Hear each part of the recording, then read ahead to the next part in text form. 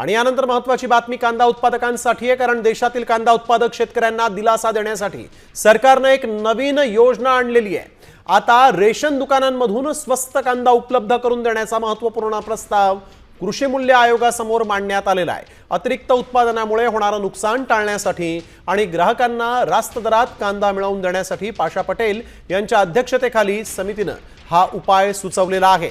त्यामुळे रेशन दुकानांमधून स्वस्त कांदा मिळू शकतो अशी सध्या शक्यता आहे।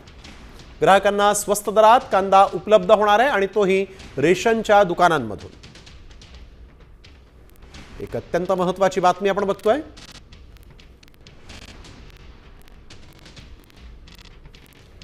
कृषी मूल्य आयोगाचे अध्यक्ष पाशा पटेलांच्या अध्यक्षतेत ही समिती तयार करण्यात आली। कांदा पिकांचं धोरण आणि उपाययोजना ही समिती ठरवणार आहे। रेशन दुकानातून स्वस्त कांदा मिळणार आहे। शेतकऱ्यांचं 1000 कोटींचं यामुळे नुकसान टळणार।